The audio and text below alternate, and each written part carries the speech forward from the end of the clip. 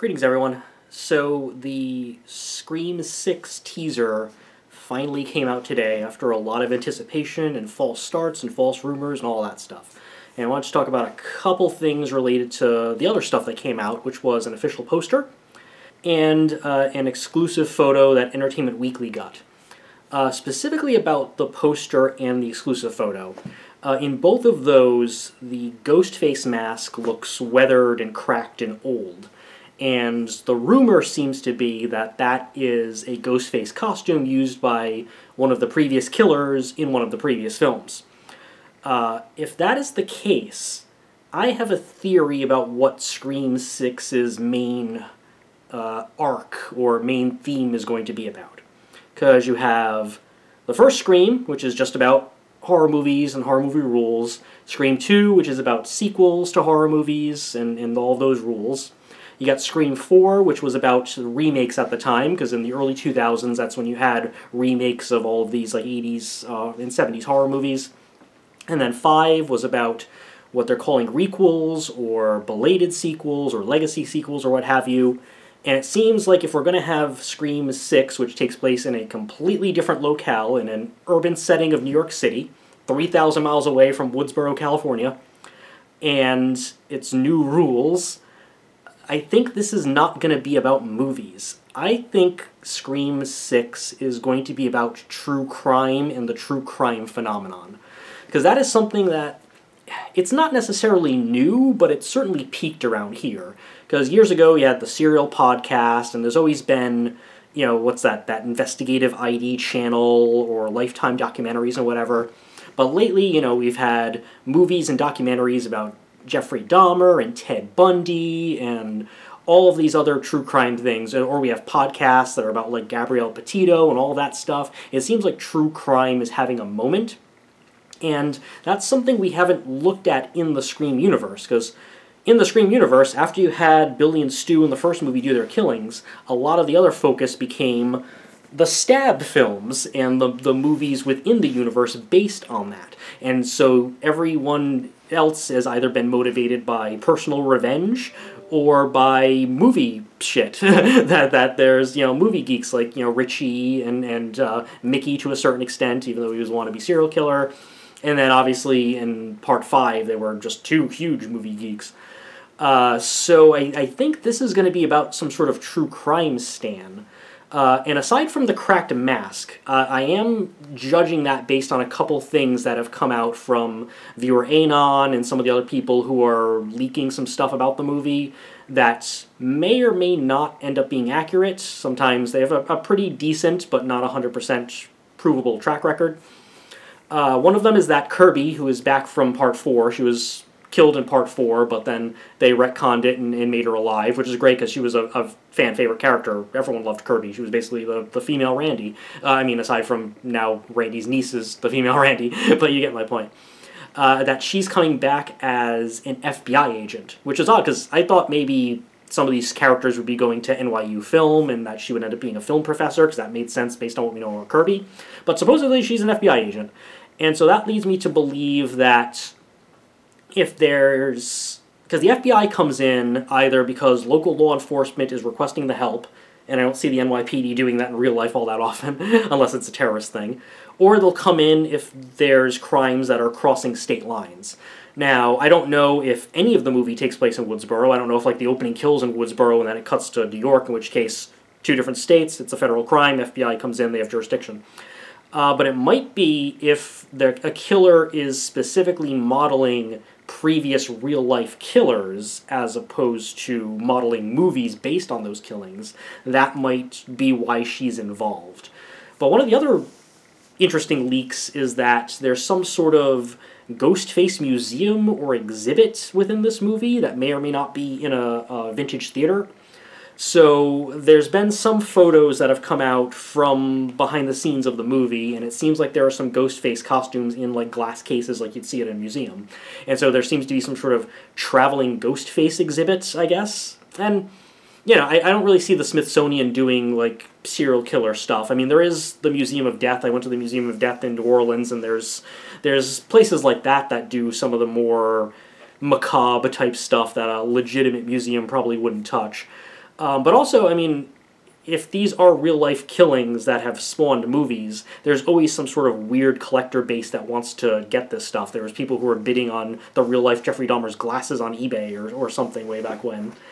So it might be involved with that, but it does seem like where this movie is leading is that it's someone who doesn't care about the movie adaptations, and it's focused more on a really true crime fan, someone who is emulating an actual thing that happened with actual killers and actual victims, and that they don't care about the fiction based on that. Which is a really good angle, because it's something we haven't seen before at all in a Scream film, but also that is something that is very much of the moment. Like, the last film, it covered toxic fandom, it covered the legacy sequels, but it also touched a little bit on elevated horror, art house horror, whatever you'd call like the Ari Aster, A24 type stuff, the Robert Eggers type stuff. So it already kind of touched on that, and I don't think that's quite an avenue to go on.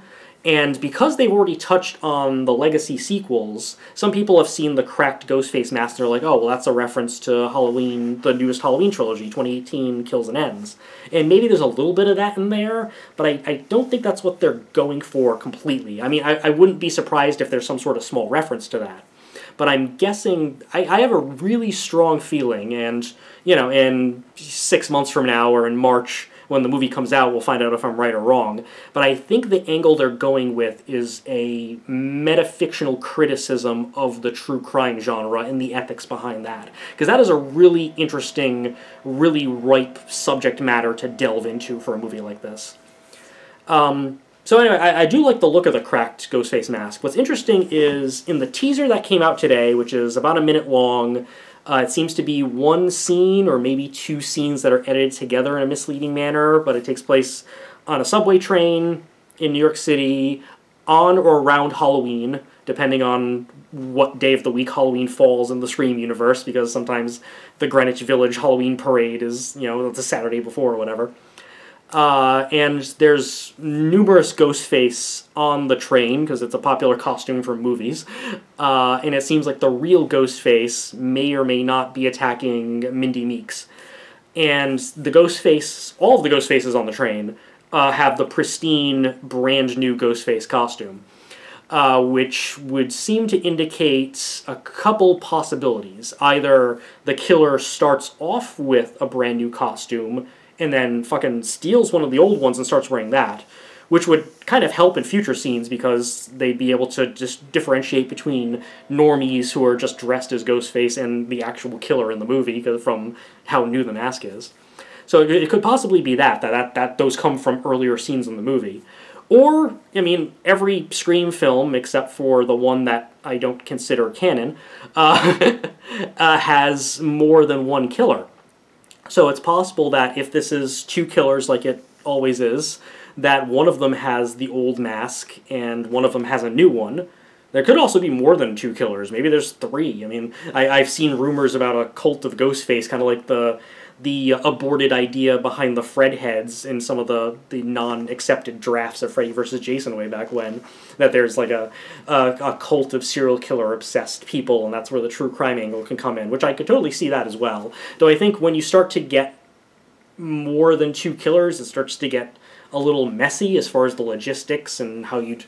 just from basic things of how you're going to block your final scene in your movie, as far as there's a lot of pieces there. It's sort of like one of the leaked drafts of the original Scream 2, which may have been a dummy draft or may have been a regular one, but it starts out with it has 4 different killers. There's Mrs. Mrs. Loomis, and then it was Sydney's roommate there, and it was Derek. And then Cotton Weary ends up also trying to kill Sydney at that point, too. And that gets very messy when you start to get that. Plus, what's the old Ben Franklin quote? 3 can keep a secret if 2 of them are dead? At least with 2 killers. And it seems like in almost every case, not every case, but in a few different cases, actually all of them except the last one of the killers ends up turning on their partner. Billy stabs Stu too many times, Mrs. Loomis shoots Mickey, Jill kills the Culkin kid there, can't remember his character's name. But yeah, the 2 killers in the last one were They seem to work well together. They didn't betray each other, so, you know. So, I don't know, we'll see. So, as far as the teaser itself, I think it did a good job of setting tone and mood, because my biggest takeaway from it, because there's not much to take away from it, is that the visual style looks like it's going to be a departure from the previous films. Obviously, the first 4 were directed by Wes Craven, so they very much have Wes Craven's aesthetic on there. The last Scream, Radio Silence, was definitely trying to emulate Craven's style out of respect, and that sort of thing. It seems like now with this one, they can kind of carve their own path, and so it looks like it's shot a little different. The color timing and the lighting definitely looked a little darker, a little bit more saturated, at least to me. I mean, YouTube compression's terrible, so who knows. But it does seem like it's going to look different than the other ones as well. And so I'm hoping that we get something that is a departure, something that does do the dreaded phrase of subverting expectations.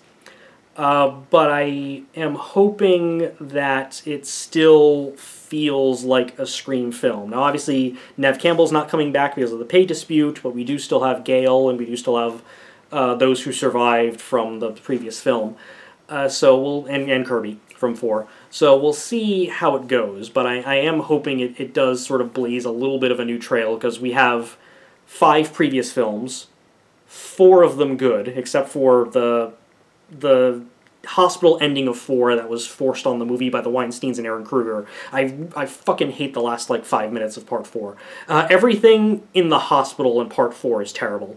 But the rest of 4 is great. I still love 4. It's the true Scream 3, because Scream 3 is a piece of shit written by Aaron Kruger. The characters don't act the way they're supposed to. It's terribly written with terrible dialogue, and I just don't consider it canon.